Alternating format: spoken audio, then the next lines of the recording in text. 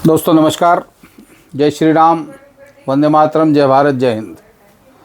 मैं आपका दोस्त योगी बोल रहा हूँ और आप मेरा चैनल देख रहे हैं द योगी वाणी। यदि आप पहली बार आए हैं तो चैनल को लाइक करें, इस वीडियो को लाइक करें, शेयर करें और सब्सक्राइब करें। आज बात करते हैं जिन मुद्दों पे राजस्थान का चुनाव होने जा रहा है। राजस्थान का कल यानी 25 नवंबर को सुबह वोटिंग स्टार्ट होगी, सुबह 7 बजे से शाम 6 बजे तक। और इस बार राजस्थान का चुनाव जिन मुद्दों को लेकर लड़ा जा रहा है वो बड़े प्रभावी मुद्दे हैं।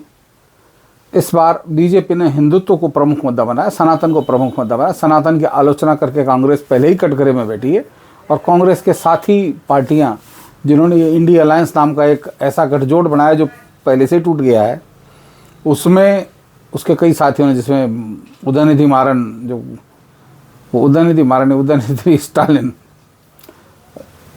जो तमिलनाडु के मुख्यमंत्री हैं, एम.के. स्टालिन के पुत्र हैं, उन्होंने सनातन को इरेडिकेट करने की बात कही। इसी बात को मल्लिकार्जुन खड़गे के सुपुत्र ने कही। बाल में राहुल गांधी भी इसी भाषा को बोलने लगे। तो इसने बड़ा मुद्दा बना लिया और प्रधानमंत्री ने अपने सभी मंत्रियों को उस समय निर्देश दिए थे कि आप इसके खिलाफ जम के बोलें। और इसी मुद्दे को लेकर राजस्थान में बीजेपी ने अपनी बिसात बिछाई है और प्रधानमंत्री के सघन जो दौरे हैं उसी पे प्रहार करते हुए हैं। अंतिम समय कल जब प्रचार शाम को ख़त्म हो रहा था तो उन्होंने गुर्जर समाज के सामने राजेश पायलट की बात करके और एक ऐसे मुद्दे को उछाला है जो तीर की तरह लगा कांग्रेस के सीने में, और कांग्रेस कड़ा उठी है, समझ लीजिए। उन्होंने सचिन पायलट के साथ हुए अन्याय की बात की और पहले बताया कि राजेश पायलट के साथ भी ऐसा ही अन्याय सोनिया गांधी के टाइम हुआ था। वो भी प्रभावशाली नेता थे, ज़मीन से उठे हुए लोग थे, पूरी मेहनत करके उस कैडर तक पहुंचे थे, बहुत ईमानदार थे। और एक जाने माने पत्रकार लखनऊ के हैं सतीश चंद्र मिश्रा जी, उन्होंने बताया कि जम्मू कश्मीर में उस समय वो थे तो उनके संपादक के पास आके राजेश पायलट जिस समय गृह राज्य मंत्री थे, उन्होंने कुछ मुद्दों का बताया था कि एज ए गृह मंत्री हम इसको डायरेक्ट नहीं कर सकते, आप अखबार में छाप देंगे तो हम इस पर कार्रवाई करने को मजबूर हो जाएंगे। तो इस तरह का नेचर उनका बताया गया, व्यक्तित्व जो बड़ा राष्ट्रवादी था। तो उनका मुद्दा उठाकर गुर्जर समाज को एकदम हुंकार भरने को आंदोलित कर दिया नरेंद्र मोदी जी ने। और जयपुर शहर की बात करें, जयपुर शहर की 3 सीटें शुद्ध हिंदू और मुस्लिम के बीच में अटकी हुई हैं, आदर्श नगर, किशनपोल और हवा महल। यहाँ मुस्लिम और हिंदू मतदाताओं का बैलेंस थोड़ा सा फर्क है। हिंदू मतदाता 10-15 हज़ार, 18 हज़ार ज़्यादा हैं, अलग अलग तीनों उसमें। तो यहाँ बीजेपी ने लक्ष्य रखा है कि 100% मतदान कराया जाए ताकि ध्रुवीकरण वाला फ़ायदा लेके और चुनाव जीता जा सके। क्योंकि ये बात मान के चलिए, मुस्लिम मतदाता अधिकतर संख्या में बहुतायत में वोट गिरते हैं, वोट देते हैं। 90% के आसपास इनकी वोटिंग हो जाती है। और सबसे बड़ी बात, मुस्लिम मतदाता बीजेपी को वोट अमूमन नहीं देता।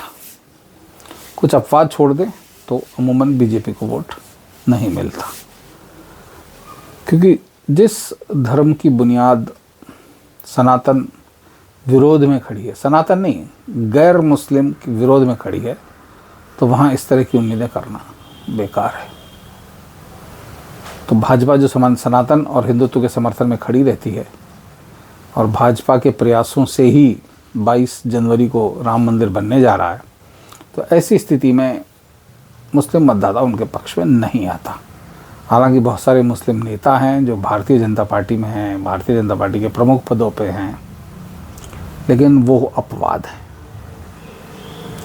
तो राजस्थान की स्थिति इस बार पूरी तरह कांग्रेस के अराजक राज्य, सत्ता बचाने का संघर्ष और कांग्रेस की लोक लुभावन योजनाओं जो गारंटी के रूप में वो दे रहे हैं, जिससे उन्हें चुनाव आयोग से नोटिस भी मिला है विज्ञापन छापने पे। उन्होंने टाइम्स ऑफ इंडिया के हेडिंग पे छापा था, कांग्रेस की लहर। विज्ञापन क्या, बिल्कुल ऐसे लग रहा था जैसे न्यूज़ हो, भ्रमित करने का प्रयास किया गया था। तो इस तरह की न्यूज़ पर उनको नोटिस भी मिला, कार्रवाई होगी। राहुल गांधी को भी चुनाव आयोग से नोटिस मिला हुआ है, क्योंकि उन्होंने प्रधानमंत्री नरेंद्र मोदी के लिए बहुत सारे अपशब्द यूज़ किए हैं। उसके बारे में कुछ कार्रवाई हुई है और उनको शायद कल जब वोटिंग डल रही होगी तब तक की उनको, शाम तक उनको उसका जवाब देना है।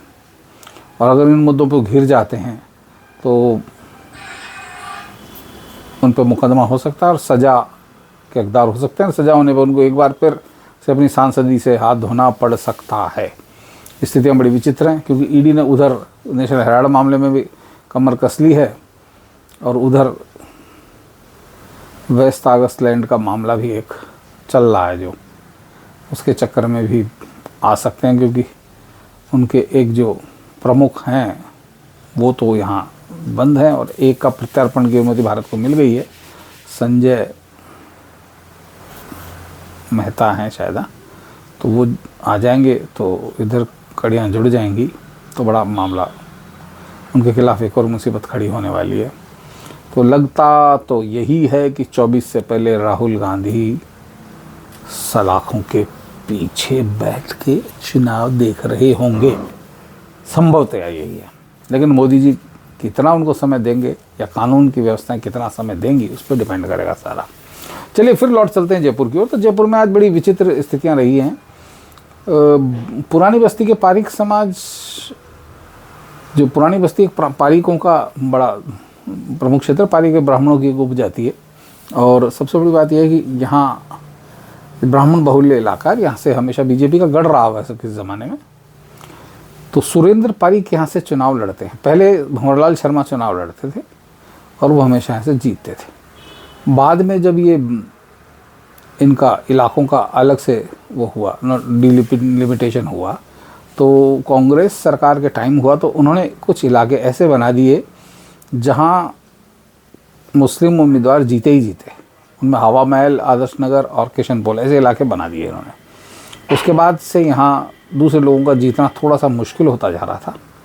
हर बार, पिछली बार वहाँ कांग्रेस, हवा महल से कांग्रेस जीती, किशनपोल से कांग्रेस जीती, आदर्श नगर से कांग्रेस जीती। और कांग्रेस जीतने का राज यही कि मुस्लिम मतदाताओं को भरोसे रहते हैं। आदर्श नगर से मुस्लिम खुद खड़े हुए ही हैं, रफ़ीक खान। और रफ़ीक खान ने एक सफलता और अर्जित करी कि उमर दराज वहाँ जो आपके टिकट पर चुनाव लड़ रहे थे, थोड़े अच्छे नेता हैं, तो मुख्यमंत्री अशोक गहलोत ने खुद जाकर उनको समझाइश करके और उनको मनाया और रफ़ीक खान के पक्ष में बैठाया। देखिए कितनी बुरी स्थिति में फंस रही है कांग्रेस, मुख्यमंत्री खुद जाकर। लेकिन एक बात सही है कि अशोक गहलोत बीजेपी का अच्छा मुकाबला कर रहे हैं। इसके मुकाबले बीजेपी के जो स्थानीय नेता हैं, राज्य स्तरीय नेता हैं, वो इतना खुल के पाला नहीं दे पा रहे। तो ये कुल मिला के स्थितियाँ बन रही हैं। तो आज तो वहाँ सुरेंद्र पारिक जो पूर्व विधायक रहे हुए हैं, वो थोड़ा अंदर ही अंदर भीतरघात करने के चक्कर में हैं। और इससे वहाँ के जो बीजेपी के उम्मीदवार हैं, बाल मुकुंदाचार्य महंत हैं, जो थोड़े परेशान नज़र आ रहे हैं, वो आज शायद साधने की कोशिश करेंगे। कुछ लोग इसमें लगे हुए हैं। इसी तरह आदर्श नगर में भी स्थितियाँ थोड़ी सी विकट चल रही हैं। बीजेपी के उम्मीदवार रवि नैयर अपने हिंदुत्व कार्ड के भरोसे ही यहाँ जीतने की उसमें लगे हैं। उनके काम, सामाजिक काम बहुत हुए हैं, लेकिन कुछ लोग उनसे परेशान भी हैं, कुछ लोग उनकी बढ़ती हुई छवि से भी चिंतित हैं। तो वहाँ भी कार सेवा का काम चल रहा है। उधर अमीन कागजी और चंद्रमोहन बटवाड़ा जी के बीच में जो किशनपोल में चुनाव हो रहा है, वो हिंदू बनाम मुस्लिम ही है, ईमानदारी की बात है। अब आप पर तो मतलब भाषण देते वक्त इस बात को कबूल करो मत करो, लेकिन हिंदू बनाम मुस्लिम है। हालांकि हवा महल के जो उम्मीदवार हैं, महंत बाल मुकुंदाचार्य, सनातन के पक्ष में खुल के बोलते हैं। वो कहते हैं मैं किसी धर्म का विरोध नहीं करता, मैं सनातन के पक्ष में हूँ। और बड़े कहते हैं ना, आग उगलती उनकी वाणी है और बहुत तीव्र सनातन के पक्ष में है।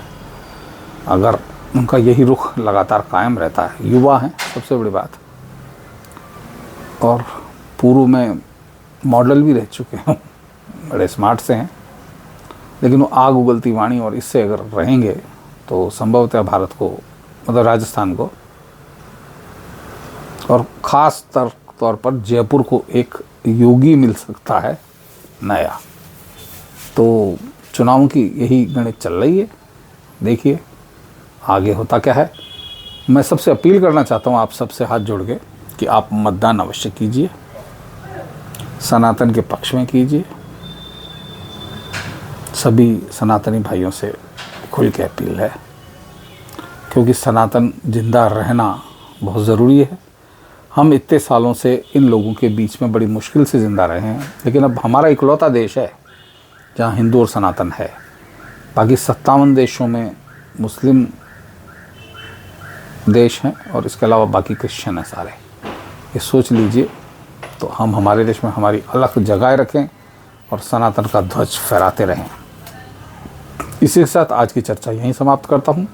जय हिंद, जय भारत, वंदे मातरम, जय श्री राम।